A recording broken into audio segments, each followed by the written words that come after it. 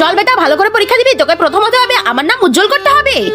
আরে বেটি, এটা তোর বন্ধু, স্কুলে যাচ্ছে, ওর সাথে চলে যা। এই গরিব, দাঁড়া দাঁড়া বেটা, এই গরিব তোর বন্ধু? হ্যাঁ মা, কোনো দরকার নেই ওর সাথে যাওয়ার, তুই একা যা। চল বেটি, তুই আরো ভালো করে পড়ালেখা করে প্রথম হবি। আঙ্কেল, মা দেখছে না, তুমি চলো আমার সাথে স্কুলে। এই দেখো, আমি ক্লাসে প্রথম হয়েছি। ওয়াও, 80%। আমার বেটার তো আমার নাম উজ্জ্বল করে দিয়েছে। চল প্রতিবেশী, কে বলি? বাবা, আমি ফেল হয়ে গেছি। কি, তুই ফেল হয়ে গেছিস? সমস্যা নেই বেটা, তুই সামনের বছর ভালো করবি। রামু, এই দেখো, আমার ছেলে স্কুলে প্রথম হয়েছে, আর তোমার বেটি? আমার বেটি তো ফেল হয়ে গেছে। আরে ভাই, কি বলছো? তোমার মেয়ে তো স্কুলে প্রথম হয়েছে। আরে গার্ড আঙ্কেল, আরে এটা তো আমার বেটারই রেজাল্ট।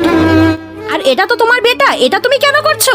আরে আন্টি, আসলে বিষয়টা হচ্ছে যে, কিন্তু তার আগে তুমি যদি চাও তোমার মা জান্নাতে যাক, তাহলে ভিডিওটিতে লাইক করে চ্যানেলটি সাবস্ক্রাইব করে দাও। আর যদি চাও জাহান্নামে যাক, তাহলে কিছুই করতে হবে না, আর কমেন্টে মা লিখে যাও।